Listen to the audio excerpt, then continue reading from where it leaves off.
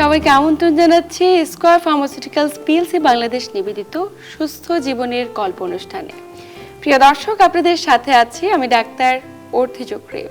আজ আমরা আলোচনা করব আমাদের জীবনযাত্রায় কোন খাবারগুলো আমাদের খাওয়া জরুরি এবং কোন খাবারগুলো থেকে আমাদের বিরত থাকা জরুরি এবং কখন আমরা সুস্থ থাকতে পারবো এবং আমাদের দৈনন্দিন চলাফেরা কেমন হওয়া জরুরি।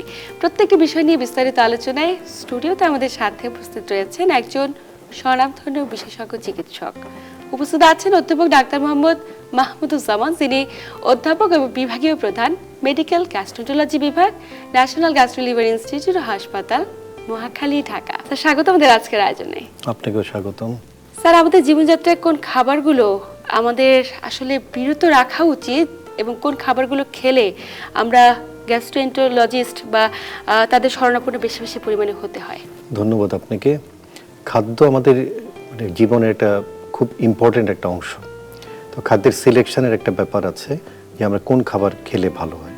তো আমি আমাদের গ্যাস্ট্রোএন্টারোলজির পার্টের রিলেটে যে আমি যেটা বলবো যে অতিরিক্ত মশলাদার খাবার, অতিরিক্ত তৈলাক্ত খাবার, যারা আমাদের পাকস্থলীর থেকে মানে সরে যেতে একটু সময় নেয়, এই ধরনের খাবার খেলে গ্যাস্ট্রোএসোফেজিয়াল রিফ্লাক্স ডিজিজ কখনোই কমানো যাবে না। তো এগুলোকে সাধারণত একটু অ্যাভয়েড করতে হবে।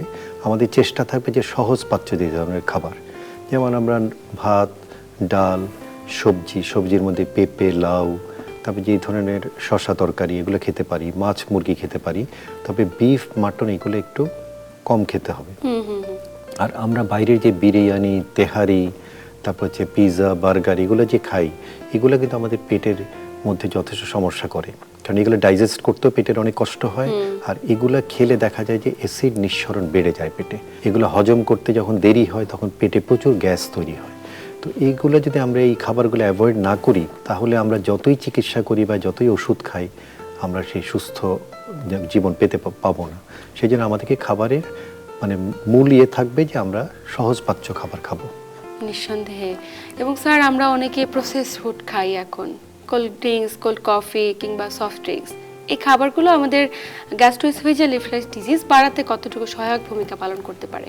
আমাদের যে আন্তর্জাতিকভাবে বা আমাদের দেশে আমরা যেই ধরনের স্টাডি, যেগুলো রিসার্চ ওয়ার্ক হয়েছে এই জার্ডের উপর, সব জায়গায় এই খাদ্যগুলোকে ডিসকারেজ করা হয়েছে।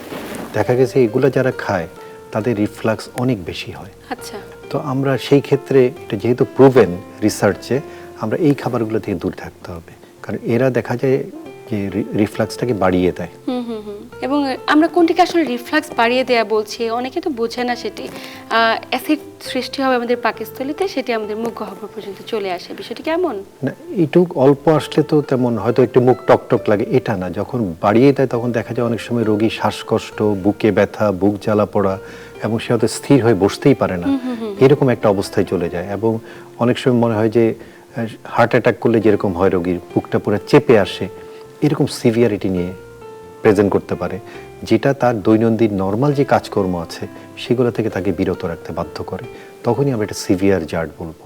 আচ্ছা। হালকা একটু টকটক পানি, এটাতে তো আর কাজ বন্ধ হবে না, কষ্ট পাবে হয়তো, একদমই তাই। কিন্তু যে সিভিয়ারিটি যেটা, ওইটা অবশ্যই চিন্তা করতে হবে। এবং সিভিয়ার ফর্মে আসলে কখন যায়? যখন একজন ব্যক্তি রেগুলার এগুলো খাবে, নাকি দিনে 2বার 3বার খাবে? এই বিষয়টিকে আপনি কিভাবে দেখছেন? এটাও কিন্তু নির্দিষ্ট করে বলা যাবে না যে কার কতটুকু হবে। একজনের হয়তো 1বার 2বার খেলেই রিফ্লাক্সটা বেড়ে যেতে পারে, আবার আরেকজনের হয়তো আরেকটু সময় লাগতে পারে। তবে যেহেতু এগুলো আমাদের ক্ষতি করে, আমাদের সবারই উচিত যাদের জার্ডের সিমটম আছে তারা এগুলা থেকে দূরে থাকা। আর যদি একান্ত খেতে ইচ্ছা করে মাসে 2 মাসে একবার একটু খেলো সাবধানতা অবলম্বন করে, সেটা অ্যাকসেপ্ট করা যায়। কিন্তু আমি রেগুলার যদি এগুলো খেতে থাকি তাহলে আমি কখনোই সুস্থ থাকতে পারবো না। খেতে পারে, তবে পরিমিত পরিমাণে। স্যার, আমরা ফল খেয়ে থাকি, কিন্তু ফলের তো ভ্যারিয়েশন রয়েছে। দেশি ফল নাকি বিদেশি ফল, কোনটার গ্রহণযোগ্যতা বেশি? প্রতিটা ফলেরই ভিটামিন, মিনারেলস এগুলো সব ফলেরই আছে। এক একটা টেস্ট, ফ্লেভার এক এক রকম। তো এটা ডিপেন্ড করে যে বিদেশি ফলে মানে উপকার বেশি, দেশি ফলে কম, এরকম কোনো মানে ব্যাপার নাই। আমরা যেটা অ্যাফোর্ড করতে পারি, আমাদের দৈনিক 1-2টা ফল রাখা উচিত। এবং ফলটা খেতে পারে একটা নিয়ম হচ্ছে খাবারের পরে। অনেক আছে খালি পেটে ফল খায়, সেটা কিন্তু অ্যাসিডিটি করতে পারে, তারপরে পেটে গ্যাস করতে পারে। সেই জন্য আমাদের সাজেশন থাকবে আমরা যে কোনো আমাদের দেশি ফল হোক, যেটা মানে খেতে পারে। তবে কিছু কিছু ফলের ব্যাপারে আমরা ডিসকারেজ করি, যেমন কাঁঠাল। আচ্ছা। কাঁঠালটা খেলে অনেক সময় পেটের এমন ব্যথা বা এমন রিফ্লাক্স শুরু হয়, সবাই সেটা হজম করতে পারে না। তো সেই ফলগুলো একটু চিন্তা করতে হবে। তারপর আমরা আজকাল যে ড্রাগন ফলটাকে সবাই খুব ভালো বলে, কিন্তু এইসব রিফ্লাক্স ডিজিজ বা পেটে কোনো আলসার থাকলে তখন আমরা এটাকে খুব একটা রোগীদেরকে বলি যে এটা আপাতত এটা বন্ধ রাখার জন্য। মানে একটু জানবো যে আমরা তো প্রচুর ড্রাগন ফ্রুটস পছন্দ করি, বা বাচ্চারা অনেক বেশি পছন্দ করে থাকে এবং আমরা সেটা কিনেও খাচ্ছি, কিন্তু কেন এটা ক্ষতির কারণ হবে? ক্ষতিটার হজম করতে কিন্তু কষ্ট হয়। আমরা অনেক সময় এন্ডোস্কোপি যখন করি দেখি হয়তো একদিন আগে ড্রাগন ফল খেয়েছে, পুরা স্টমাক একদম লাল হয়ে আছে, যে বুঝাই যাচ্ছে না যে এখানে কি আলসার আছে না ইরোশন আছে না ওই ফলের কারণে কিছু হয়েছে। আর ড্রাগনটা যথেষ্ট নিউট্রিশিয়াস একটা ফল, যে হজম করতে পারে তার মানা নাই, কিন্তু যদি কারো রিফ্লাক্স থাকে তখন আমরা বলবো যে এটা বুঝে শুনে খেতে। নিশ্চয়ই। আবার আমরা অনেকে টক দই খেয়ে থাকি, অনেকে খাবার পরে মিষ্টি দই খাই, অনেকে অনেক বেশি পরিমাণ মিষ্টি খাওয়ার প্রবণতা রয়েছে খাবার পরে। এগুলো কি আমাদের ক্ষতির কারণ? মিষ্টিটা যদি কারো ডায়াবেটিস না থাকে, সবকিছু আসলে আমাদের কোনো খাবারই খারাপ না, সবকিছু পরিমিত যদি আমরা খাই। এখন আমি যদি একেবারে 3 বেলা করে মিষ্টি খেতে থাকি, আমার বয়স যদি 40-এর উপরে হয়ে থাকে, তাহলে তো আমাদের টাইপ 2 ডায়াবেটিস হওয়ার একটা সম্ভাবনা থাকবে। কিন্তু আমি যদি অল্প স্বল্প খাই সেটা খারাপ হবে না। আর দইয়ের ব্যাপারটা হচ্ছে, টক দই বা মিষ্টি দই দুইটাই হলো প্রোবায়োটিক থাকে, যে ব্যাকটেরিয়াগুলো আমাদের শরীরে উপকার করে। তো এই দই খেলেও এটা খালি পেটে খাওয়া যাবে না, এটা যে কোনো খাবারের পরে খেতে হবে। আর আমরা মানে আমাদের গ্যাস্ট্রোএন্টারোলজিস্টের পক্ষ থেকে আমরা রাতে দই খেতে মানা করি, কারণ রাতে যখন আমরা ঘুমিয়ে পড়ি আমাদের শরীরের প্রতিরোধ ক্ষমতা কিন্তু কমে যায়, ইমিউনিটিটা সাপ্রেসড হয়। তখন এই প্রোবায়োটিক যেগুলো আমরা বিনাইন টাইপের নিরীহ ব্যাকটেরিয়া, তারাও কোনো সক্রিয় হয়ে যেতে পারে।